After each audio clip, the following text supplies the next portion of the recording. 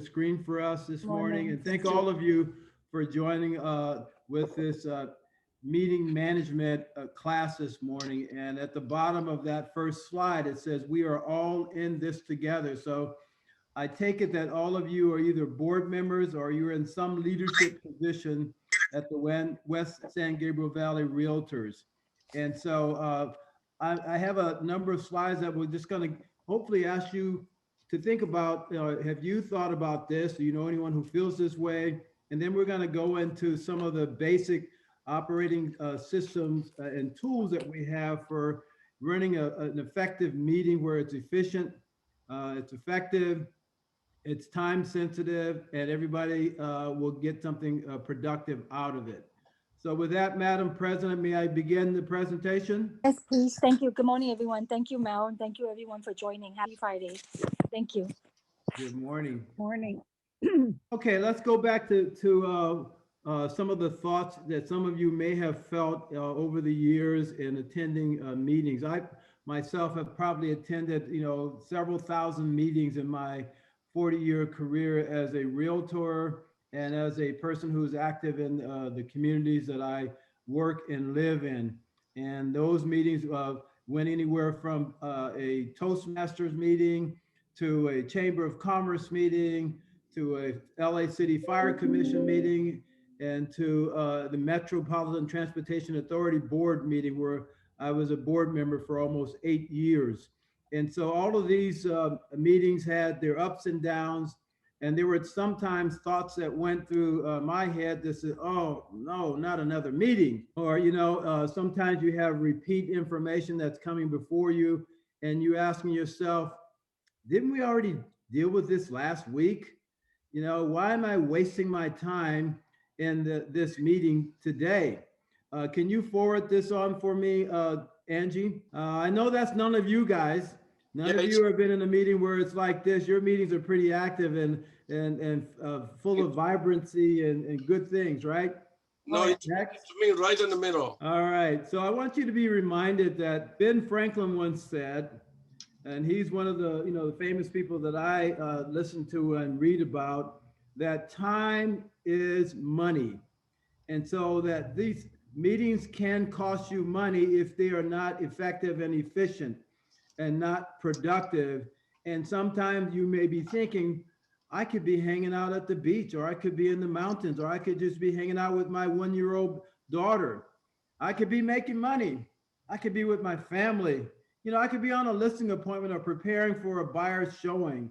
So why am I sitting in this meeting wasting my time? Next, what I want to remind all of you is a little bit about my background. Some of you know who I am and have known me for years. Some of you may not have, but I'll tell you, I'm a person who participated in sports most of my life. I played 1 year of football in high school, 4 years in college, and 1.5 years professionally with the New York Football Giants and the Kansas City Chiefs, and in Canada with the Calgary Stampeders. So I've always worked in a team environment, and there is no I, there's no me in the word team. And so meetings are a function of, at least the planning and design of meetings and the operations of meetings are a function of the meeting facilitators, typically the chair, and the meeting participants.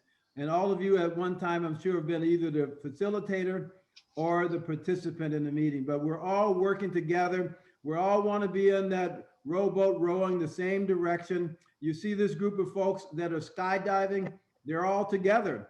Now, at some point, they're going to break away and they're going to land on their own, but they're all together there. And that's what we need to do at the West San Gabriel Valley Realtors. You have some tools already in place that are designed to help you get through meetings. Now, I had the privilege of listening and watching a meeting of your group on more than one occasion, your board of directors and your legislative committees. And I want to remind you that you have bylaws. I've heard from time to time, well, the bylaw says this, or what do the bylaws say?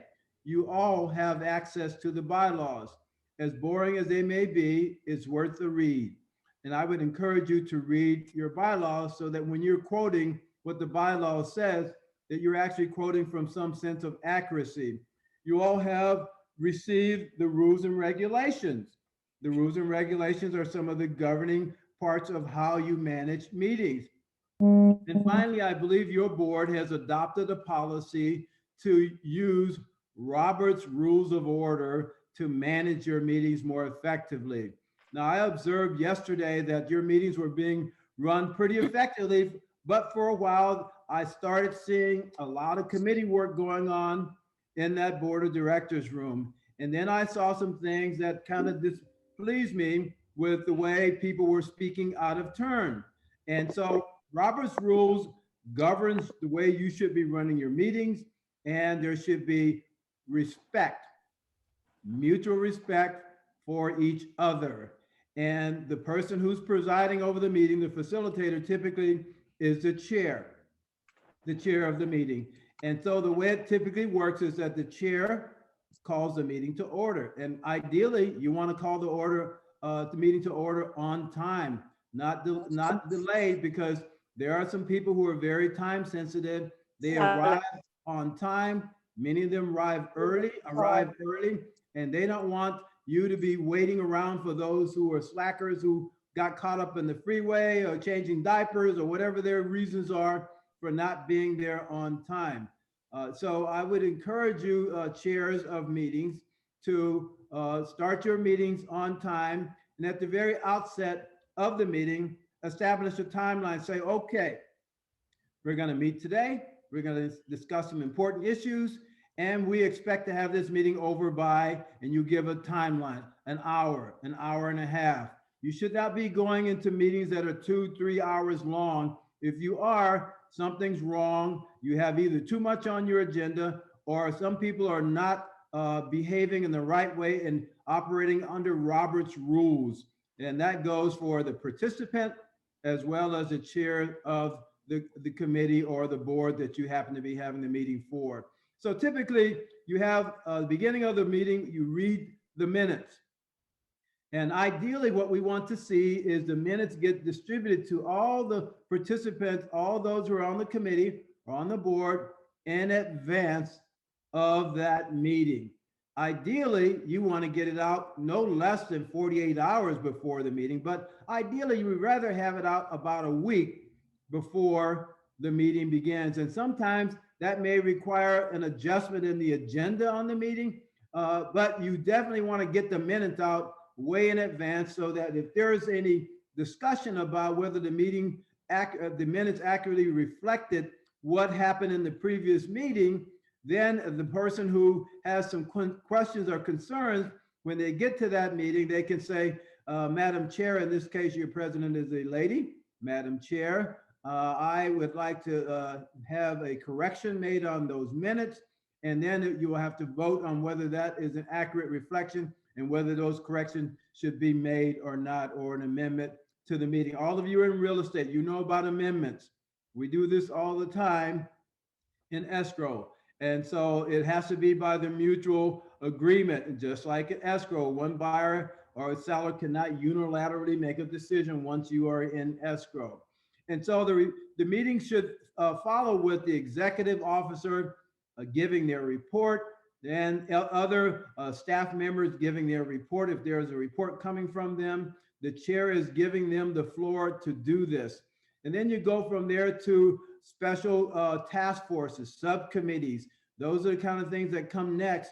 And then the priority business. The chair will talk about what those are, and you don't need to have much discussion about them because they're already reflected in the agenda.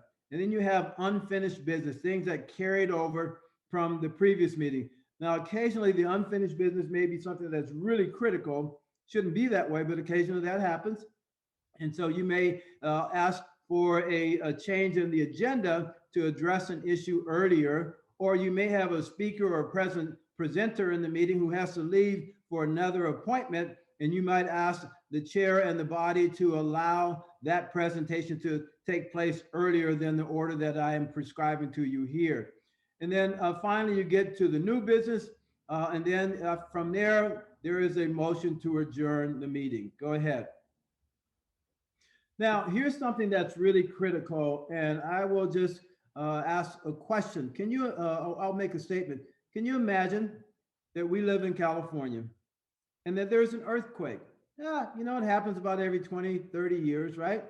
And that you found out that your house, you cannot get to it because the roads are all broken down and they are disrupted and you're not able to get home.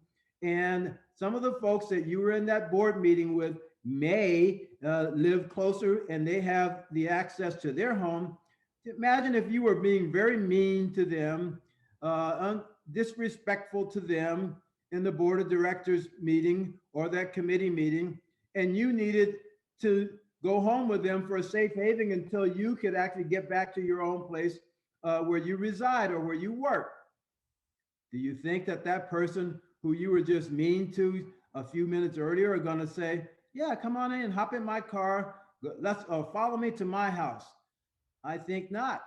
And so I would ask you to just have basic human decorum, respect, mutual respect for each other, where each of you are nice to each other. And sometimes, you know, you need to be nice when it's not even deserved, because guess what? That's called grace. And we need to show grace, which is unmerited, you know, forgiveness, grace. So you might want to be nice to each other. Members should only address through the chair. I saw instances over the last several meetings that I've attended with your group where you were addressing other people in the room, in the virtual room. You were not addressing the chair. You didn't say, Madam Chair, this. When a person started giving their opinion or their presentation, you jumped right in and cut them off and gave your opinion and said, I don't agree with that. That is not proper decorum. That is not Robert's Rules of Order. Some of us who are rules people, we need to obey the rules. We shouldn't just obey the rules when they're to our convenience. The rules, if they're going to be adopted, need to be uniformly obeyed and subscribed to. So I want to encourage you, be respectful of the person in the chair, even if you don't want to be respectful. The position itself requires respect. And so that means Madam Chair or Mr. Chair or whomever happens to be presiding over that meeting, you address them that way when a person's giving their opinion, and that is typically only during the discussion phase. Then you may raise your hand and ask to be acknowledged by the chair. If you have not been acknowledged by the chair, you are not supposed to be speaking. So some of us complain about meetings that are long meetings. Part of it is because we are not following Robert's rules. And if we do that, I assure you, out of the thousands of meetings that I've attended, I've had some long ones too, marathon meetings, but those are the ones that typically are not being followed with respect to Robert's Rules of Order. So these are guidelines that you have. You have your bylaws, you have your rules and regulations, and you have Robert's Rules. So I would encourage you to please adhere to those. Now, members may want to introduce a motion. I heard a lot of discussion over some of these meetings that I've attended where a person is just discussing an issue. Yeah, it may be an important issue, but you're out of order. Discussions do not take place until there's a motion. And the discussion still does not take place unless there's a second to that motion. So I hear from time to time somebody discussing a merited thing, something that's really worthwhile hearing about, but they are out of order. And the chair should rule in a very diplomatic way. You do not have the floor. I have not yielded the floor to you. Please wait. I will call on you. And the chair has a responsibility of keeping tabs of who has their hand raised to make sure that everyone is given the appropriate amount of time to respond during the debate. So motions do require a second. If they are not seconded, the motion fails and you move on to the next item on the agenda. And so people who speak, 10 minutes is a really long period of time to speak. Typically, you can get what you have to say within a minute or two without repeating yourself. And so I think you should establish early on in the meeting how much time you're going to give each speaker to speak so that one person is not dominating back and forth. And typically the way it works, the way it's supposed to work is that no one speaks twice. I'll repeat that. No one speaks twice until everyone who wishes to speak has spoken. Did you all hear me? No one speaks twice until everyone who wishes to speak has spoken. And that's the way it should be operating. Otherwise, you're going to have debates going back and forth, conflicts going back and forth, arguments, no less, going back and forth, because you're not allowing Robert's rules to be the governing principles from which you are operating. So no attacking other people's motives. Some people say, well, they're doing this because of that. Hello, you don't have a mind reading skill, I don't think. And so you may believe that, and it may be true, but there's a chance that it is not. It could have been innocent, could have been foresight, or it could have been a conniving way to get something done that they wanted to get done. But nevertheless, give everybody the benefit of the doubt. Don't just assume, and you all know what that acronym stands for, assume. I won't say it here because we have ladies in the house, but move on if you can for me, Angie. All right, so chairpersons cannot close debate unless every member who wishes to speak has spoken. All right, now just because you have a right to speak doesn't mean that you need to speak. Here's what I found out. I found out that when you speak less and listen more, you hear a lot more. So I'll give you an example. I want you all to take this, and some of you have your virtual photos up like my friend Mel Wong, but I'm gonna put my hands up and I'm gonna ask you all, wherever you're at, whether you're virtually or showing your screen, put your hands up, both hands like this. And I want you to touch your ears. Now I want you to count. How many ears do you have? 2.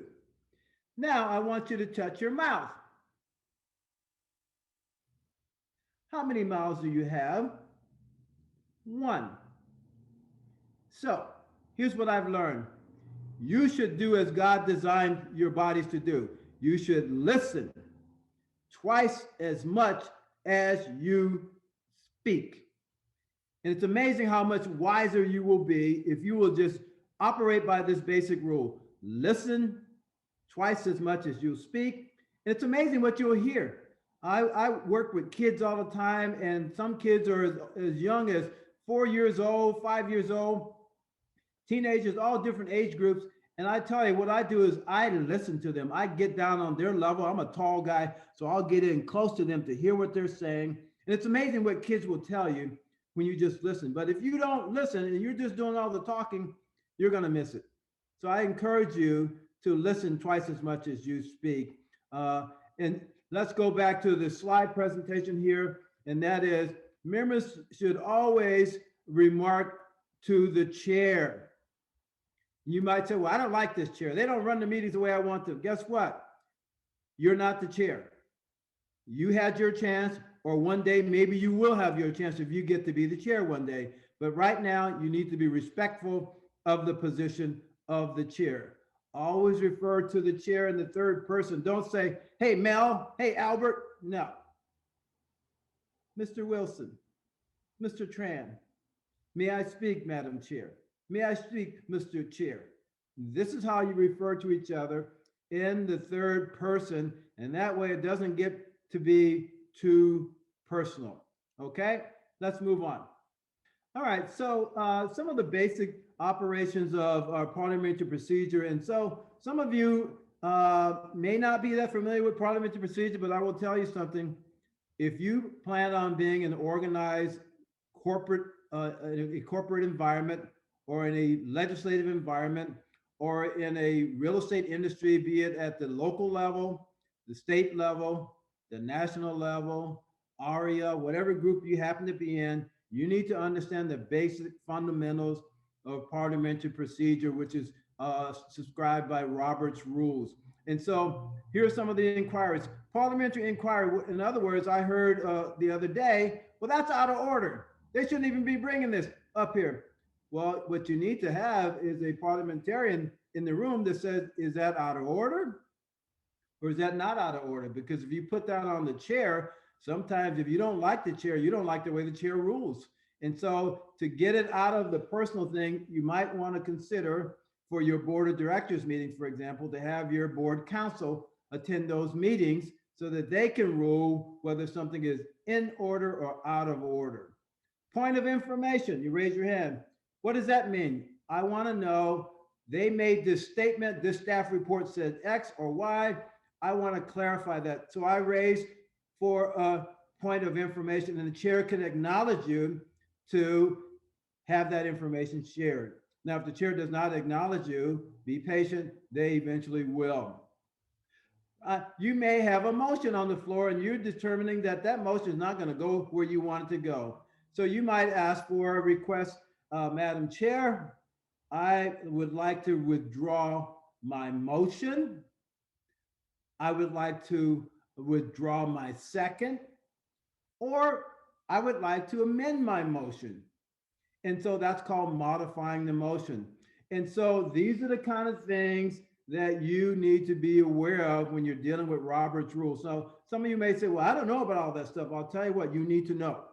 Just like you need to know about your code of ethics. It's not to say that you know every article, but you know the basics. And you need to know the basic of Robert's rules if you have any intentions of moving up the ladder in leadership at any organization that has a board of directors that uses Robert's Rules of Order. You may say, I want to raise for personal privilege. I want to raise this question. And so the chair will rule whether you can or not. You might say, I would like to move to recess. You say, what? Well, maybe I have to take a potty break. So I would like to recess this meeting for a period of time and then we can come back. Or I would like to table something. I would like to table it for a time certain. Or I'd like to table it indefinitely. In other words, it's going to go in the circular file somewhere. Now, tabling something that is maybe a report is being made, you find yourself doing a lot of committee work, which is non-productive unless you are on the committee. At the board level, you should not be doing committee work. So you may find after the report has been given that this is inconclusive, this is confusing, this is not enough. We didn't look at all those items.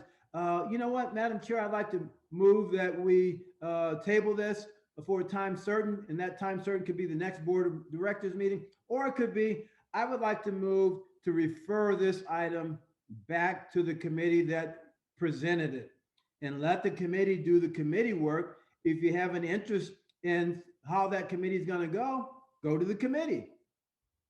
But don't waste everybody else's time trying to micromanage an item that has not been properly fleshed out at the committee level.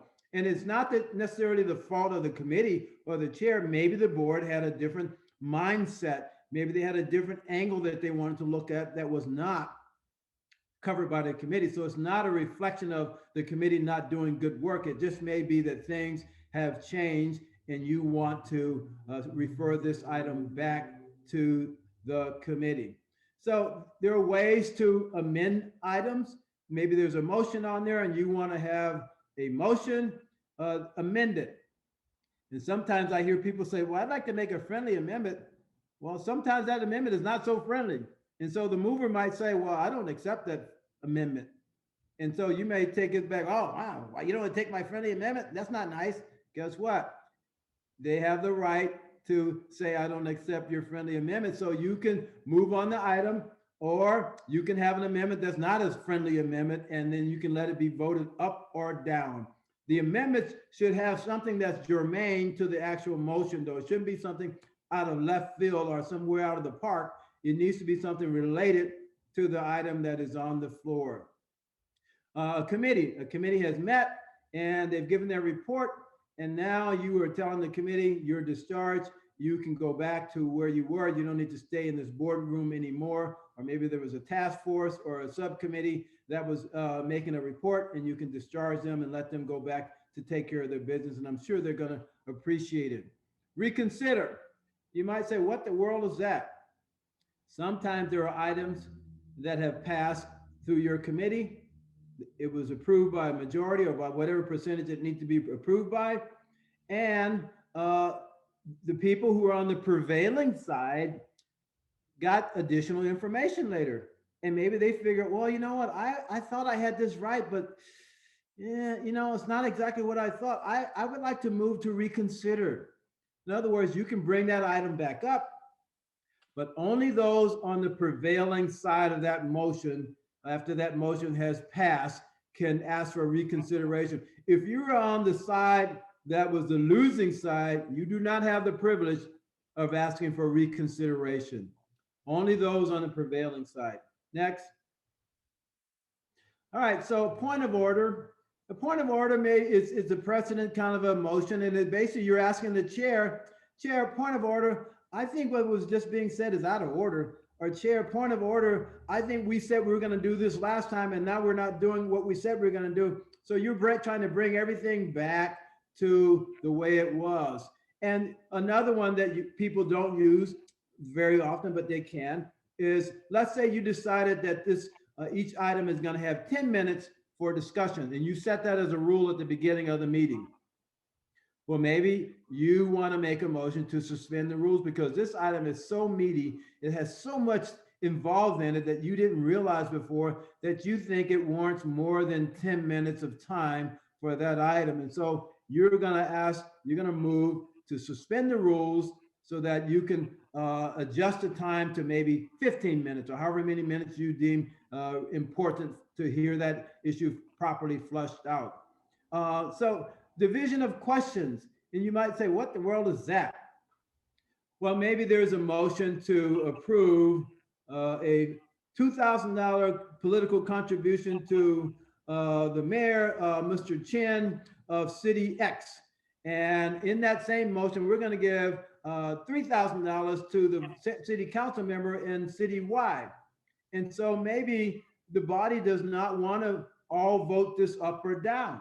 And so someone can say, I move for a division of the question. In other words, I move to bifurcate.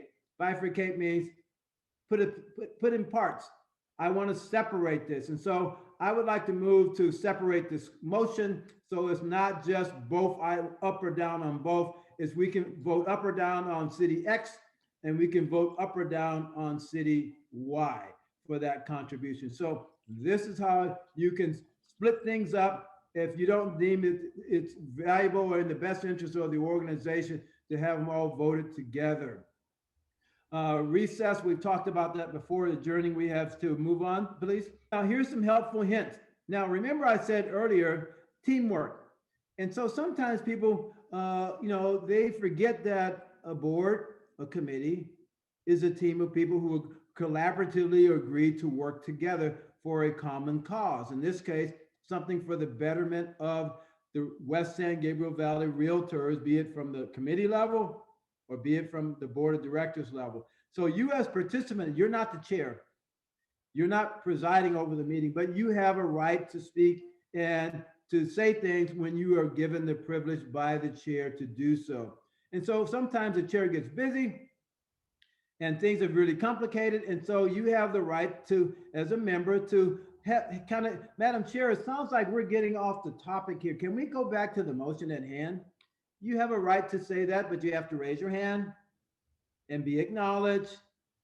And then you can say that, and then the chair can rule on that or not, or the body can rule. If the chair is stubborn and doesn't want to do it that way, the whole body can say, yeah, we vote to bring this back to just that item. We don't want to be talking about these other things.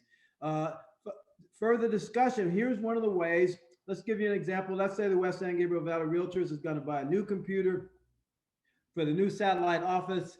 And there's a proposal from, let's just say Dell, and there's a proposal from Apple. And so you may decide that it needs further discussion. And so you might say, well, you know what, on this motion to purchase a computer, I think that we require more discussion on this. Or, you know what, I'm ready to vote. Can we just call for end of the debate? You cannot speak about an issue and then ask to end the debate. That's not fair. Robert's rules does not allow you to do it, but you can raise your hand and say, Madam Chair, Mr. Chair, I rise to ask for a call for the question. And the call for the question means ending the debate. And so you can do that, but you cannot talk about the issue all you want to, and all of a sudden, I've moved to end the debate. No, you're out of order. You cannot do it that way. You cannot have the privilege of speaking and then chopping off everybody else's ability to speak. You have to call for the item, then it has to be voted on. And then the vote has to take place. And if there's no more discussion, the people want to end the debate, they can vote to end the debate. And now the motion that was on the floor, either the amended motion or the motion itself, is going to be voted on. No more discussion. We're done with that. And we talked about earlier limiting discussion on a specific item. So these are things that are little helpful hints that you, as a participant, can help with the facilitation of that meeting. Move on. All right, so here's something that I'm very involved in. West San Gabriel Valley, I've known a lot of you folks. As I said, Mel Wong and I go way back. Lorraine Clark and I go way back. Yin Burr, she beats me at golf. We go way back, you know. So I've known a lot of you for a long period of time. And so some of you I'm just getting to know. But I've been a realtor. In another month and a half, it'll be 40. Oh my gosh, I think it's almost 44 years, right, Vince? Almost 44 years. So I'm a member of the National Association of Realtors. So are you. I'm a member of the California Association of Realtors. So are you. I'm an industry leader. So are you, or some of you want to be.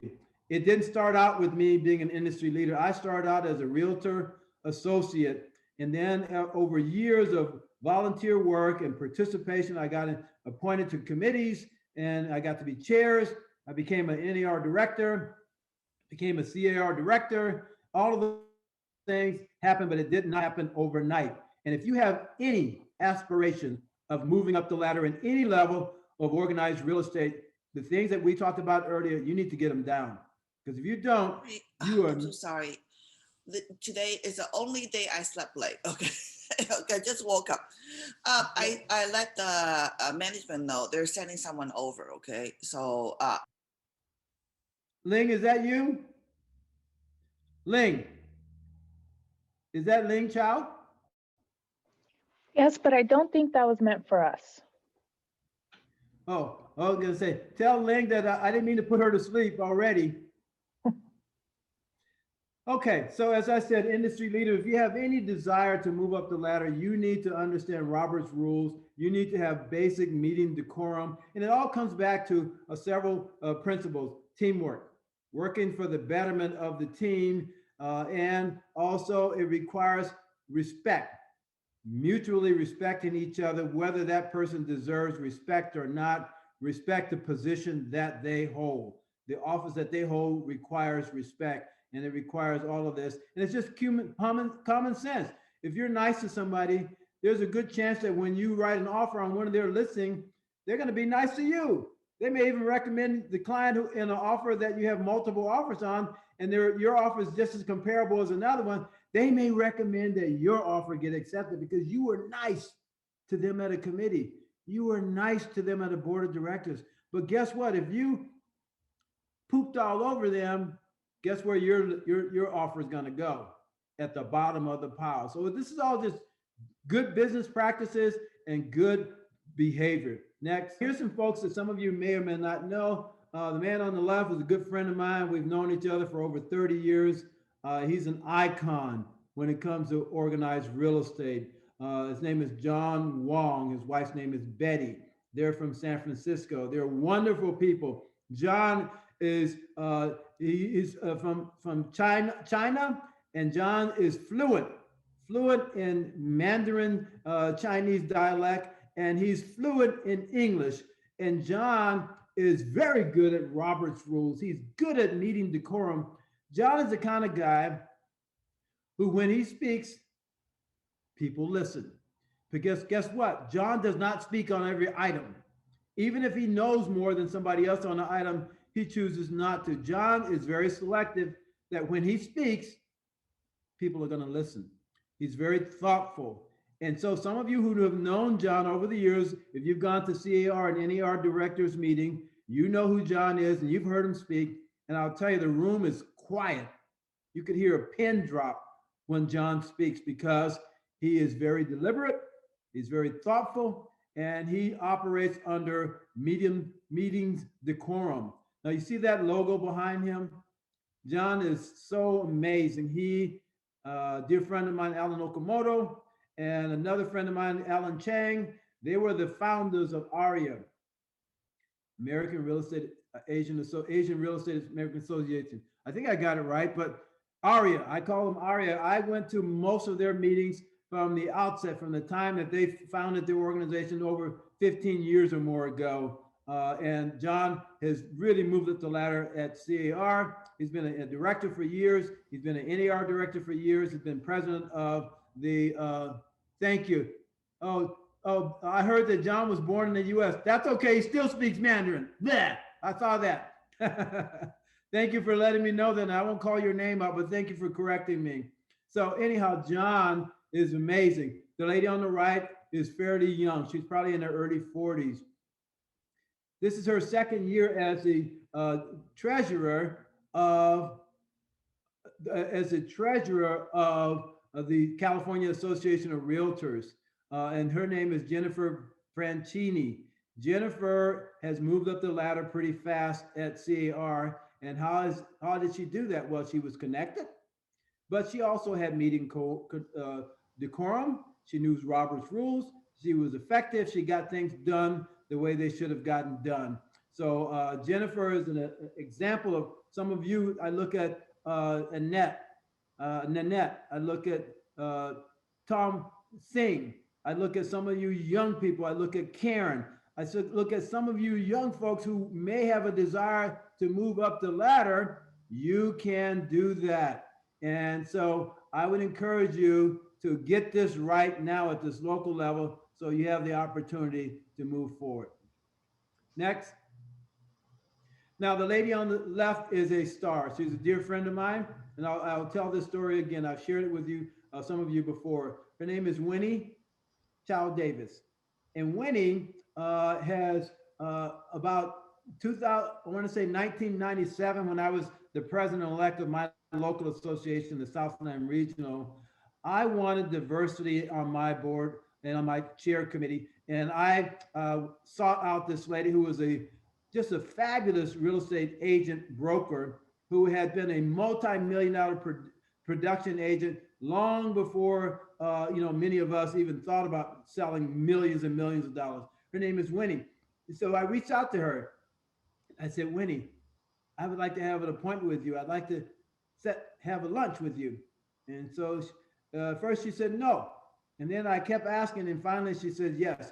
So I took her out to lunch at one of her favorite places, and we talked, and I said, Winnie, I would love for you to be chair of equal opportunity diversity during my year as president. And she said, oh no, I'm not qualified. I don't know anything about committees. I've never served on a committee before. I've never been on the board of directors before. I wouldn't know what to do. I said, Winnie, you have a good heart and you're a hard worker. I will tutor you. I will train you on Robert's rules. And so you know what I did? I bought her a Robert's Rules, easy to understand Robert's Rules. And for the next few months, I tutored her. So she became the chair of our Equal Opportunity Diversity Committee. And then she got the bug. What do you mean? Before you know it, she decided, I'm going to run for the board of directors. So she ran for the board of directors. And then the next thing you know, she says, I want to be a CAR director. So she got elected as a CAR director. 10 years after she served as my committee chair, Winnie Chow Davis became the president of the Southland Regional Association of Realtors. Today, she's been an NAR director. She's been a CAR director. She's chaired a number of committees at CAR. In 2019, she was the CIPS, the Certified International Property Specialist, chair of the National Association of Realtors. So that's amazing. A person who had no knowledge, no experience in any of that. She was just a hard worker and a great person. She moved up the ladder, and that could be you. This photograph on the right shows our current 2021 president, David Walsh, my friend Winnie Chow Davis, and then my good friend, Pat Ziggy Zigarelli, who was the 2016 president for the California Association of Realtors. Now he's a vice president for the National Association of Realtors. And who knows, one day he may become president. And the lady to the right of him is Tika O'Neill, She's been active in the formerly Greater Los Angeles Association of Realtors, and she's running for treasurer for the California Association of Realtors. Next. So here's what we have to do. I was a Boy Scout, and our motto as a Boy Scout was be prepared. Be prepared. In other words, I'm not going to wing this. I'm trying to get this right. And so be disciplined. As an athlete, you have to be disciplined. I was an All-American, first team Kodak All-American football player at Cal State Northridge my senior year in college, and I was disciplined. I prepared my body for those things that I need to do under pressure. I was a defensive back my senior year, but I played a different position every year I played in college, and I made all conference 3 or 4 years. Why did I do that? How could I do that? And I only played 1 year of football in high school. So you might say, how in the world can you do that? Did you play Pop Warner football? No, couldn't afford it. My parents could not. I was disciplined. I worked hard, and you can too. So what I want you to do is next meeting that you have, be prepared, do your homework, read your staff report, read the minutes from the previous meetings, and find out what the heck's going on. Be a good meeting participant. Be considerate of others, and you will be effective. You will become a star in the making. Next. All right, so being prepared means you're ensuring that all the participants are going to get a chance to communicate, to be a part of it. You're going to distribute the meeting minutes and the agenda and the staff reports in advance of the meeting. So I've talked to your staff. Miss Angie said that she is committed to getting that information out to you, or having her staff get that information out to you way in advance. Now, she can't do it by herself. She's a staff person. She does not make the minutes. She's the one that records the minutes.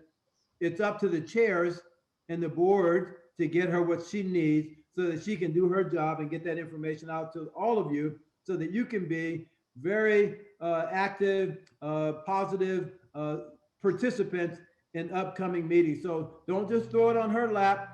Don't just come to her at the last minute with your minutes or the last minute with your staff report and expect her to get it out a week later, a week earlier than it should have been because you sat on your you know what. All right, so critical. Starting the meeting on time. If you want to do chit chat, get there early. Get there early, do your chit chat. And we don't want to hear about, oh, you know, the dog ate up my agenda, or, you know, I had to drop my kids off at school, or this or that. Believe me, we all have reasons why we are late, but ultimately it's up to us to make a commitment to get there early so that we're not late. Anticipate that you live in the greater LA area. And back in the days when we had regular meetings that were not virtual, you had to drive across town from one appointment to another to get to a meeting. But guess what? Now you're in a virtual environment, so you can't rely on that excuse anymore. Get there early, and chairpersons in the meetings on time. People have respect for you, greater respect for you when you say, we're going to meet for an hour, and you meet for an hour, or maybe you meet less than an hour. They're going to love you. But if you say we're going to meet for an hour and 3 hours later, they're sitting there scratching their head saying, why am I sitting in this room wasting my time? So stick to the agenda, work on it, get there on time, have your participants speak when they are asked to speak. Okay. Go ahead. What I said was starting your meetings on time. Ending your meetings on time. When you set the meeting at the beginning of the meeting, say, we're going to meet for an hour. We're going to meet for an hour and a half. You set the budget for the time when you begin that meeting. And I'll tell you what, people are going to be looking at their watches saying, hey, you're not staying on time. I got to get out of here. You know, I want you to respect my time because I respected your time and I got here on time. It's not my fault that we're carrying over late. So chairs and presidents, you need to make sure that you run those meetings in a way that they're efficiently run, that people have the ability to speak when they're being called on to speak, and that meetings stay on topic and on the agenda. And you will have people, particularly if you say, we're going to meet for an hour and a half. If you meet for an hour and 20 minutes, they're going to be elated. They're going to be excited. Just because you have an hour to speak or to conduct a meeting doesn't mean you have to stay there an hour. You can get things done sooner people will appreciate that even more, so they can go take care of business, make their phone calls, respond to texts, emails, and the like. Next. All right, so this is critical, and I've seen this happen too many times at too many meetings. People get off track. Participants are talking about things, or we did this 10 years ago, or last week we said this. Guess what? If it's not on the agenda, hold it back. Talk offline. If you have an issue with staff, if you have an issue with the person, don't go full, broadcast news and everybody see them and embarrassing them. Don't do that. You wouldn't want anyone to do that to you. So hold your peace, say what you have to say, but talk to that person one-on-one and not in a public environment where they're going to have to defend themselves. And then you got a battle going on back and forth. So stay online, gently work with each other, and you will stay on the agenda and things will go well. Next. All right, so you have to find the right balance in life. And sometimes you have meetings that are called that you don't really need to meet. Maybe you could have been done in a task force. Maybe the meeting, you got it covered last month, and because it's August, everybody wants to take vacation. Maybe you can say, you know what, let's just talk to the chair. Let's find out if we could not have this meeting on this date. Maybe we can postpone the meeting because we haven't got enough information. So having that meeting doesn't make any sense. So don't hold unnecessary meetings just because you have a right to do so. Be discreet, discretionary in your time, and be aware of other people's time. Next. So at the end of the meeting, what you want to do is you want to wrap things up. You want to kind of give a summary of what was said. You're going to remind the people who had action items or assignments to what they're going to do. You might want to assign people to do certain tasks so that they can come back at the next board meeting or the next committee meeting and they know what their assignments are. And so this is how you wrap up the meeting. And then as you get toward the end of the meeting, you're going to summarize what's been done, what you want to do. If the organizer gets so busy, they're out of the room because they had to take a phone call on a multi-offer transaction or listing that they had or whatever they had, the participants have a right to gently say, hey, remind us that what we have to do again. What are we supposed to ask staff? What are we supposed to do? How are we supposed to prepare for this next meeting? Next. All right, so this is my last slide. Who benefits from well-run meetings? You do. No one wants to waste their time in a meeting unless they're like, have nothing else to do and they just want to sit around and chit chat, and that's fine, but don't do it and make everybody else sit around and wait. If you have things that you want to talk about that are committee items, that's fine. Go to that person offline, not in the meeting environment, so that you can talk about those things at that time. Be respectful of each other, treat each other nice. Just remember that earthquake comes and you can't go to your house and you need to have a place of safe haven. You better be nice to people around you because they may just ignore you. Or if you're driving down the 60 freeway and you have a flat tire and it's rush hour traffic and that person you just slammed in the meeting sees you, they may just wave by you or just ignore you and go on by you instead of helping rescue you off of that dangerous freeway.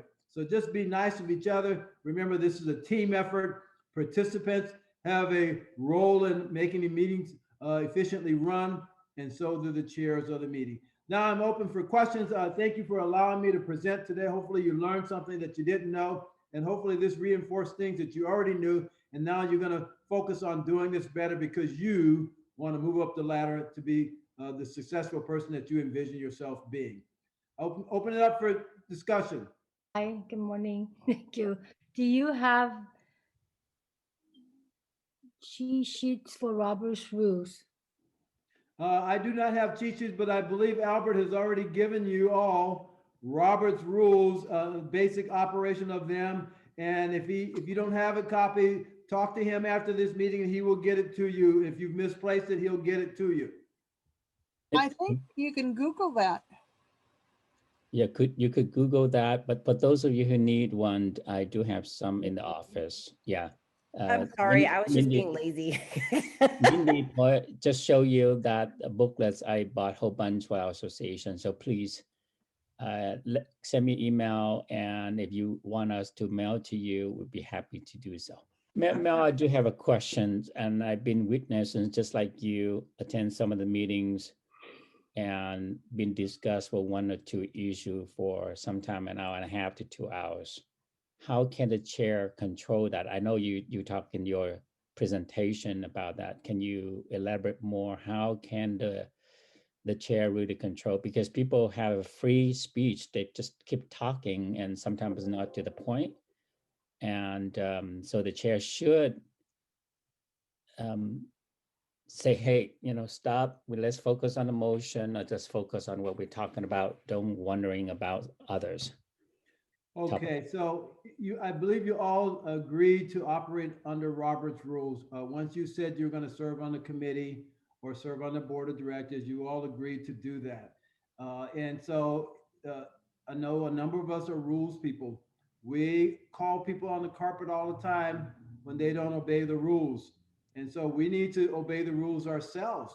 And so when I see people, let's say someone is speaking, and they're trying to make their point, and the chair has already acknowledged them to speak, and then someone else who agrees with them, or maybe doesn't agree with them, they jump in before that person can finish. The chair needs to say, please, I've already yielded the floor to Shun. Shun, can you continue on with your presentation? And then if that person really wants to speak, they need to raise their hand. The chair will write down that you want to speak. And then after Shun has made her presentation or made her comments, when it's your turn, the chair should call on you to speak. That's how you can voice your concern. But what I see happening oftentimes is a person may say something that you do not agree with. And so you don't want to let it go unchallenged. So you're going to jump up and say, I'm going to speak right now. No, you are out of order. Out of order. Back in the day when I used to watch television, there was an old show called The Gong Show. When you made a bad presentation, they said, gong, you're out of there. You're out of order. And so that's what we need to start doing. Don't just put the pressure on the chair to always make the ruling. You as participants might say, Madam Chair, I think they're out of order. And that way you don't make the chair, it's like a fight between the chair and the person who's speaking out of order, because it becomes too personal then. It's not supposed to be personal. You have rules and you need to abide by those rules. So the chair has a privilege of being the chair because you elected them to chair, or you were appointed by the president to be a chair of a committee, but everyone has a right and have a duty to abide by those rules. And you speak in turn when you are called on, and after you have been called on, the other people get to speak, and no one gets to speak 2 times before everyone who wants to speak has had a chance to speak. I saw things going back and forth where it was a discussion between A and B, and A and B, neither one of them were giving the privilege to speak by the chair. They were just out rattling things on, and then they get mad when the meetings take too long. That's why meetings take long, because you're not adhering to your basic rules of order, and you're not just adhering to basic rules of mutual respect for each other. Right, Brian, thank you, Mel. Brian has his hand up. Brian? Yes, Brian? Yes, hi, Mel. Thank you very much for a wonderful presentation, a refresher course. Thank you, My Brian. question surrounds about the importance of following the items on agenda and instead of frequently introduce on agenda items that's not on the agenda for open discussion. That should be put on the agenda for the next meeting, because people need to prepare and read the agenda and prepare themselves or do their own background research on topic of discussion. But when people constantly bring in unagendized items for discussion, it kind of throws a curveball at the other people who are not prepared. I agree with you. I agree with you. Items that are going to be spoken to, they need to be on the agenda, particularly main items that you're going to be voting on. They should not be put in somebody's report that no one has seen. Should not be put in the president's report or the chair's report. They should be all out there transparently so everybody can see, everyone can do their homework, and hopefully staff would have had the opportunity to get the staff report or supporting documents so everyone is equally knowledgeable about the issue. But people begin to be suspicious of folks who have been putting things on the agenda that was not on the agenda, or trying to come out of a committee that was never brought before the committee. Things like that, that is out of order. So the way you avoid having people questioning one's motive is you be transparent. You put it on the agenda and you talk to the chair of the committee and the president and the executive officers about what's going to go on the agenda. This typically, for example, on the board of directors, all those items can be discussed on the executive committee. The executive committee is supposed to be the committee that does all the pre-work for the board of directors. And some of the things that go on the exec committee, the exec may decide, we don't need to bring this to the board. And so it never sees the board of directors unless a board member actually calls for it under new business. And so that's how it should work. Thomas? Yeah, I have a question in regards to accountability. I keep hearing that you should not put people in the spot in the Zoom meetings. I come from, my background, I come from where, I mean, when we are in meeting and we're discussing items and one of the members is not doing something right, you being the chair, you have the right to tell him what is right, what is wrong. So I keep hearing, don't put him on the spot. Don't, talk to him on the side. So what are the things that, is appropriate to do in a meeting? If you don't state what the person is doing right or wrong, then what's the point of having a meeting? So this is my question to you, Mel, about accountability and bringing that on the table in a meeting when you have a member. Thank you, Tomas. Good question. So here's how I operate, and just in business and in industry meetings and just in relationships. If I am on a committee, maybe I'm the chair of a committee, and I've assigned a task to someone who's agreed to take on that task, I'm going to let them know in advance.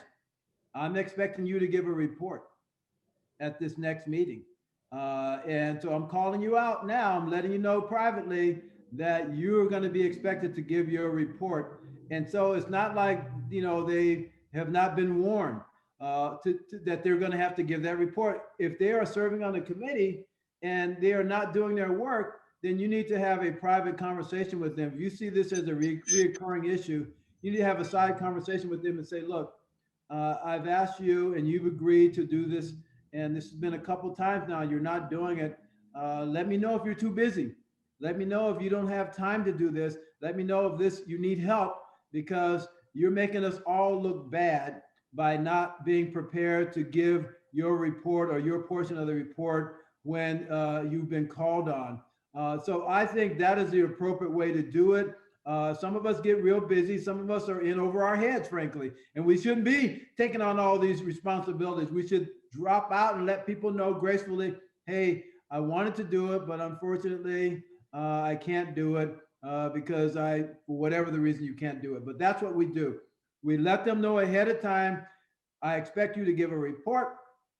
Let me know ahead of time if you cannot give the report now. What if they get into this chronic behavior of calling you the night before or hour or minutes before the meeting, say, hey, Tomas, I know I said I was going to give this report to you, but I don't have it ready. Tomas, you're going to have to say, you know what? I'm going to have to recommend to the board that maybe you should not have this position because you are not doing the work that's required. No one forced you to be on this committee, but we all expect for each of us to do our parts. We're a team. And if you're not doing your part, you're hurting us as a team. Okay. Thank you. I have Mel Wong. Mel Wong. Good morning. Thank you for your timely message. You know, this has been a sore spot of mine. You know, all these things you covered. As you know, I've been around for a long time, but I'm nowhere near where you're at.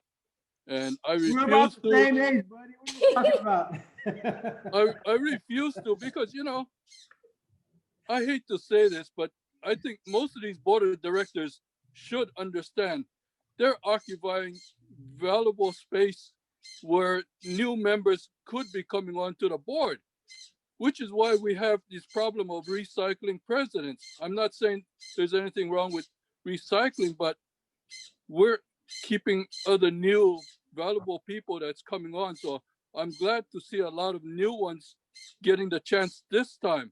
But you know, for the old timers, you guys are so cliquish, and I'll call you guys out on the carpet on this thing, because Oh, don't do that. Don't do that. don't do that, because you know, if the finger points at them, they should understand why we don't keep on moving ahead. And that's the whole truth. I mean, I'm not a political type person. I do my own thing and I stay away from these politics. But you know, these people have to understand I'm done. But you know, some of these new people are coming on and they're being stifled because of these old timers that say, no, we can't, or you can't. You know, anyway, I rest my case. Thank you for your timely message. Madam Chair, may I respond to his comments? Yes, please. Thank you.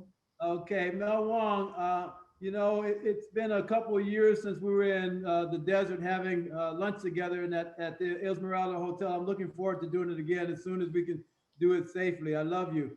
And besides, your name is the same as mine. MW. But We lost you, Mel. that have had, I don't think there's anything wrong with recycling. In fact, I want to save our planet. So I believe in recycling, but there needs to be a balance. And here's the balance. You need to allow for people who have not gained the experience yet to get the experience. And how can they get the experience if you never appoint them to a committee? They can't. I don't recommend you putting a person with no experience in the position of leadership on their first time around, because you're setting them up for a failure. But I do recommend that you put them on a committee and have them mentor with someone who's been on the committee before and watch what's going on. And then when they've served on the committee for a year or two, move them up the ladder as a vice chair. And then from vice chair, if they have done their work, move them up the ladder as being a chair of a committee. And that's how you groom it. Let me just tell you something. I wrote a paper years ago about the aging age of real estate agents. The typical age of a real estate agent is in their late 50s, early 60s. So they're not like Nanette, they're not like Sean, they're not like Karen, they're not like them, they're like me, right? They're not like Giuseppe, they're like Vince and I. They've been around for a while, and guess what? Some of them don't want to let go. And the reality is that they need to step aside and let go. But guess what? New people without the experience don't have the institutional history. They don't have what has happened in the past. So they just can't jump in there and do it by themselves. They need the likes of Lorraine and Yin and others who have the experience, who can help them understand the nuances and the history of what's happening, so that they're not just thrown out in the cold water by themselves. Here's one of the things that I've learned at my home board. My primary board, Southland Regional, we have about 22 board members. And guess what? There was a time when we had 11 past presidents on the board of directors. And I thought they're sucking up all the space for the young people like Karen. They need to step aside and allow some young people to move up the ladder. And so here's what we did. The bylaw committee met, and the bylaw committee voted to say there's not going to be more than 4 past presidents on the board of directors at any given time. Now, remember, we were 22 board members, so 4 is not, it's not like half of them, it's way below that, right? And so we voted we took it to the membership voted no more than 4 on any given day or any given election cycle would be on the board of directors. So if you're finding that you're having a lot of past presidents who are taking up a lot of the space, and maybe they have an agenda that they want to follow, they think it's really important, they like the history, they love the organization, I would say do not throw them out with the bathwater. Do not kick them to the curb, because guess what? Many of them were volunteering their hours when you were just in diapers, like Tom's baby's in diapers. You were in diapers, and they were out on the forefront doing the hard work. So don't just kick them to the side. Some of them want to step aside, but they feel like there's not the ability to step aside because there's no one there that has enough experience to carry on the mission of the association. So many of them, of the past presidents, do not want to be in the limelight. Now, some do, but most of them do not. They really would rather see young people move up the ladder and do the work that they have worked hard to establish. They want you to carry on and make it even more brilliant and bright than it was before they got involved. Karen? Thanks, Mel. Along the lines of what you were saying about, bylaws and other associations having past presidents and limiting the amount, I don't think it's a bad idea. And you're right, by having something like that, it gives an opportunity for newer directors who, whether they want to move up, whether they want to serve the association, whatever it may be, I think it's a good idea. And I believe that this was a conversation that's happened in the past. And I know that there are different opinions to that, and we can never seem to find a middle ground. Well, So hopefully, whoever's on bylaws. I'm sorry, Mel? I'm sorry, Karen, go ahead and finish up what you were saying. Oh, so I was gonna say, as someone who's served a couple years on the board of directors, as someone who's served on different committees at the association, and who want to see, whether it's young blood, new blood, however you want to call it, serve on the board of directors. I would hope whoever's, Madam President, President-elect, if you guys can, maybe talk to bylaws, rules and regs committee to maybe come up with something, that'd be great. Hand raised. Thank you for sharing, Karen. Well, Hand what raised. you should do, I think this starts at the bylaw committee level. And- Lorraine has the rein. I'm sorry, Lorraine, go ahead. No, that's okay. I will give Giuseppe the opportunity to speak. Thank you.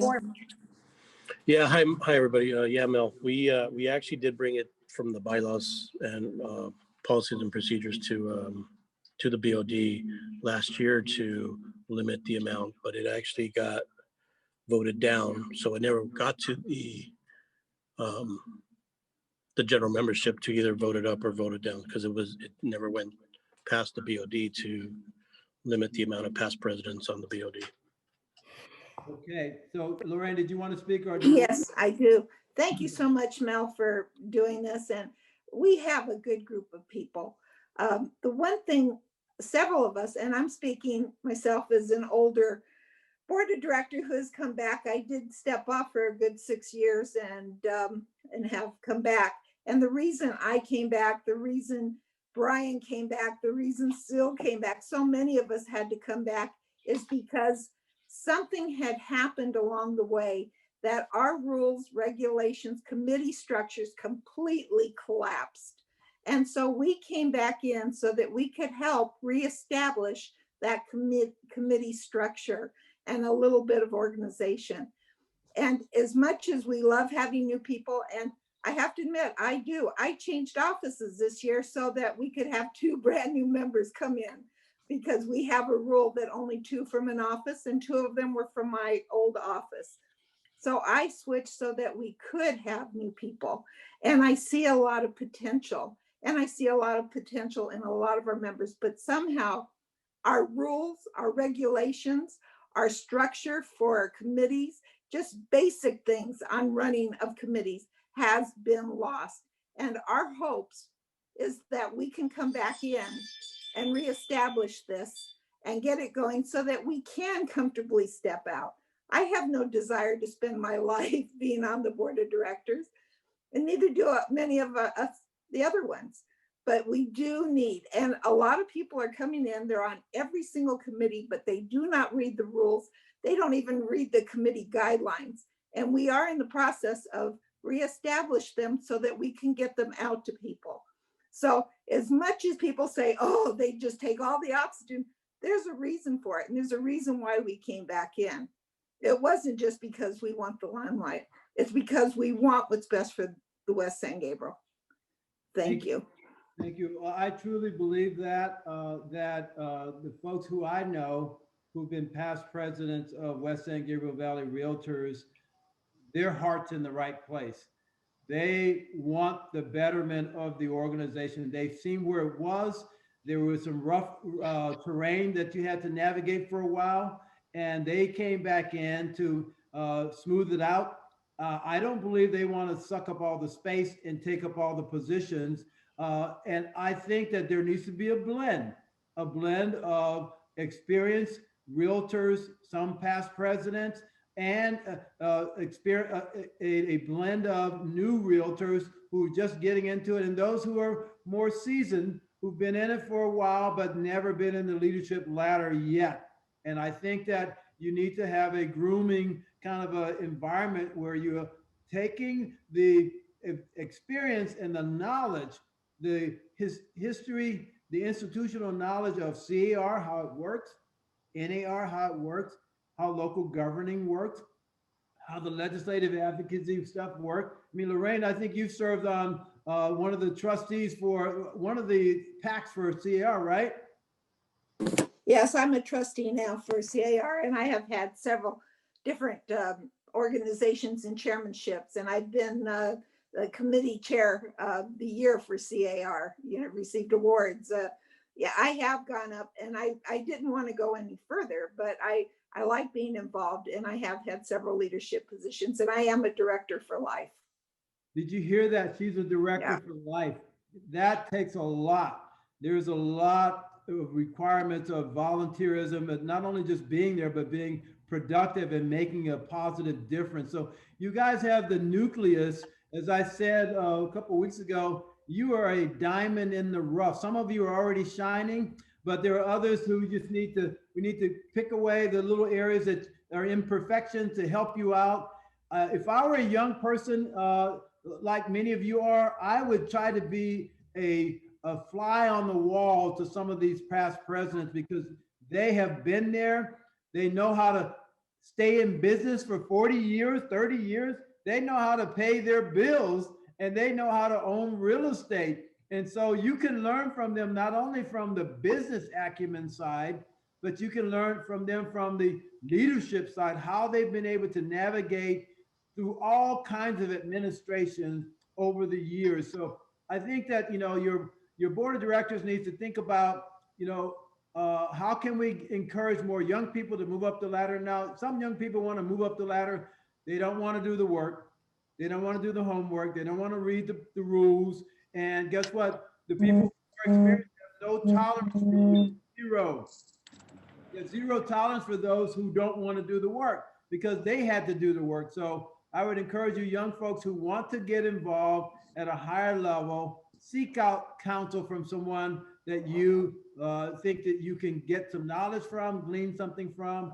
And board of directors, think about a bylaw change that you can encourage more young people to move up the ladder, but they have to do the work. If you find that you put them on a committee, they're slackers and they don't show up, or they show up late, don't reward them by moving them up the ladder for bad work.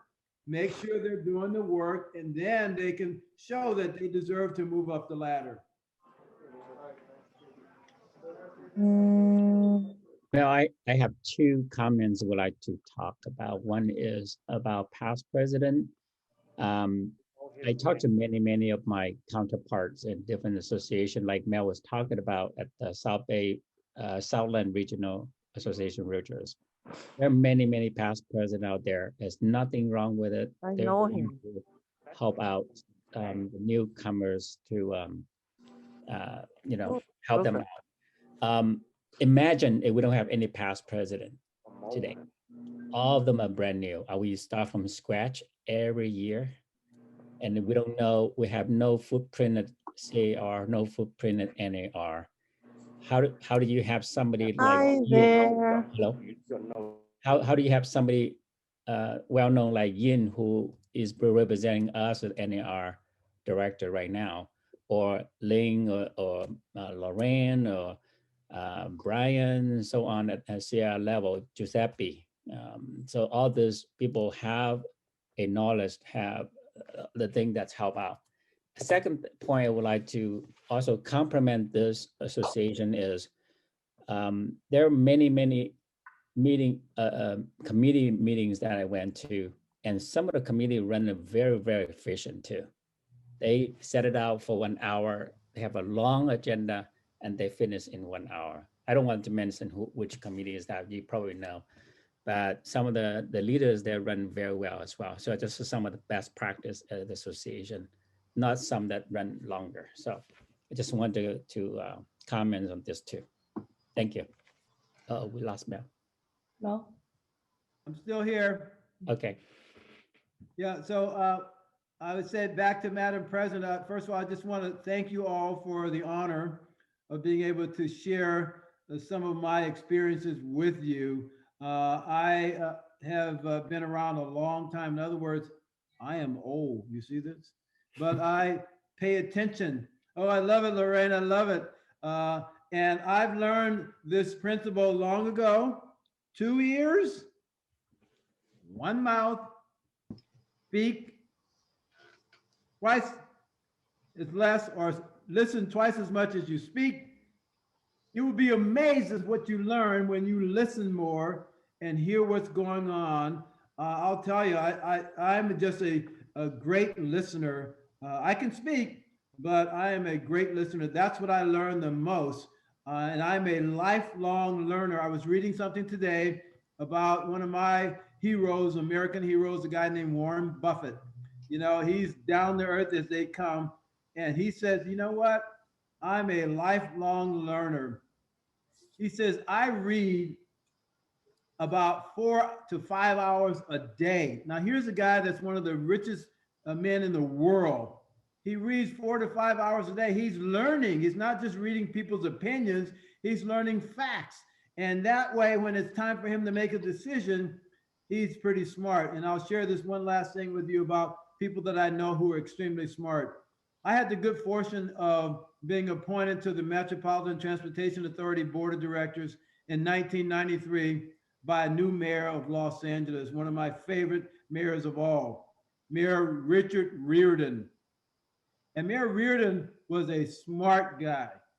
He was a multi-millionaire. I think he was worth about $60 million even before he ran for mayor. In fact, he didn't need the money. When he ran for mayor and he got elected, he did not even take a salary. He donated it back to the city. But the mayor was one of the smartest guys I've ever met with. I got to play him chess, several times a year while I served on the board with him. And guess what? I've never beat him. I never beat him in chess. He's a smart guy. It's not to say I'm the greatest chess player, but he was very smart. So one day I asked the mayor, I said, Mayor, how did you get to be so successful in business? And he says, 3 things, Mel. So I'm all ears. He says, management, management, management. He learned how to manage. He learned how to manage his time. He learned how to manage companies. He would buy companies that were in disarray like Mattel and Adolph Farms and others, and he'd buy them and take them over and put in a new management team and turn it around as he turned LA around. He turned Los Angeles around to be a great city again. And so I would encourage you to be a good listener and to focus on what you want. Follow your passion. Make sure you're a team player, because if you're a team player, during that earthquake, something bad happens, you may have somebody who can take you home. Thank you, Mel. Thank you so much. Anyone else that they would like to ask Mr. Wilson? Thank you, everyone, for joining I today. think one thing one word that we haven't mentioned about the association is the culture. Mel, it is the culture of the organization, but it is up to us to follow the bylaws, the rules and regulations, and things like that. I mean, it's like a teamwork, like I said, but sometimes a culture in any organization, that's the way it is, and it's a daunting task for everyone to change the culture. If whether it's right or wrong, it's up to us. It's you that makes the difference. So don't expect what the association can do for you. It's you can do for the association. Sounds like a president that I heard of before. So that's my take. It's something about I'm learning the culture of the association, and it is up to us to make a move. And like I said, you said teamwork. That's my 5 cents comments. Thank you. It's worth a lot more than 5 cents, Tomas. Thank you for sharing. Thank you, everyone, for joining. Stay dry and safe. Vince? Yeah, thank you. Thank you. Have a good meeting. Yeah, and thank you. Thank you. Wonderful meeting. Thank you. Thank you, Mel. Thank you, everyone. All right, we'll see Thank you. you. Thank Thank you. Have a great